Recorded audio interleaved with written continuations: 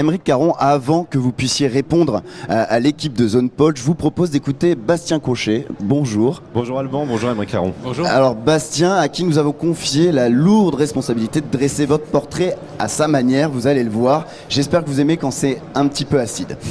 Alors je le fais pour ceux qui n'auraient pas allumé une télé depuis 10 ans, parce qu'Aymeric Caron, vous avez été une star du petit écran, il faut le dire, avant de vous lancer en politique. C'est un peu une habitude à gauche, parce que vous êtes journaliste, comme vos confrères Fabien Roussel ou François Ruffin, qui l'étaient aussi un petit peu avant de vous lancer en politique.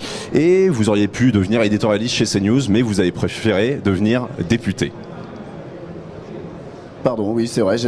Oui, il faut lire les textes. Je suis un diesel. Oui, parce qu'au niveau du spectre, le début de carrière, d'Aymeric Caron, c'est des sujets sérieux, c'est des théâtres de guerre. Effectivement, vous étiez sur le terrain pour iTélé au début de votre carrière, au Kosovo, en Irak, en Afghanistan. C'était autre chose que les débats sur l'écriture inclusive aujourd'hui qu'on a en plateau télé.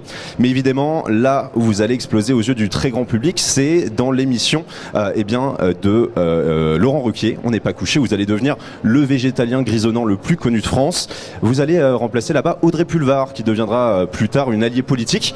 Comme quoi, cette émission, c'est un petit peu un repère de gauchos. Heureusement qu'Éric Zemmour était là pour un peu équilibrer la balance. Oui, parce qu'au niveau du spectre politique, les deux hommes n'ont pas du tout suivi le même chemin, Bastien. Absolument, mais un seul des deux aujourd'hui est élu.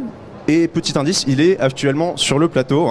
Le combat de votre vie, Aymeric Caron, c'est l'antispécisme. C'est-à-dire que vous considérez qu'il n'y a pas de hiérarchie entre les espèces, que l'homme n'est pas supérieur au chat, que la vie du ver de terre a autant de valeur que la vôtre, Alban. Alors, sur ce point-là, je suis assez d'accord, mais peut-être pas pour les mêmes raisons. Mais du coup, vous baladez dans les allées du salon d'agriculture avec tous les animaux dans des enclos. Aymeric Caron, ça doit vous faire comme vous sentir en train de visiter Fleury-Mérogis. Donc bon courage à vous pour cette journée. Et depuis un an, pour vous, Aymeric Caron, c'est une nouvelle vie qui a commencé, celle de député. Et oui, vous êtes élu avec le soutien de la NUPES à l'Assemblée nationale. Maintenant, vous êtes du mauvais côté de la barrière. C'est vous qui devez répondre aux questions un petit peu chiantes des journalistes et rendre des comptes. Alors, pour l'instant, on peut pas dire que vos propositions sur la corrida par exemple aient remporté un large succès, mais sait-on jamais, il faut persévérer. Et puis c'est un petit peu spécial pour moi parce qu'en plus d'être le député de tous les Français, vous êtes un petit peu plus le mien parce que j'habite dans le 18e arrondissement, là où vous avez été élu. Alors, mais avez-vous voté pour moi?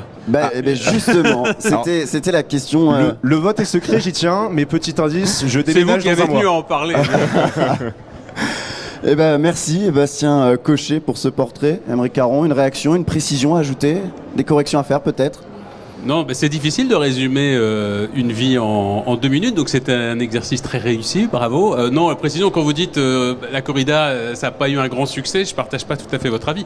On a été bloqué lors du passage de la loi, en tout cas lorsqu'on a essayé de faire passer la loi le 24 novembre dans la niche parlementaire de la France Insoumise, mais en réalité... ça a été au-delà de mes espérances en termes d'intérêt pour le sujet, c'est-à-dire que pendant 3 mois... Et de médiatisation pour ce sujet-là. Mais oui. Donc une prochaine fois peut-être. Pendant 3 mois, je trouve qu'au contraire, les Français se sont emparés de ce sujet et beaucoup ont été extrêmement déçus du blocage parlementaire qui a été fait par quelques députés ce jour-là et c'est pas terminé.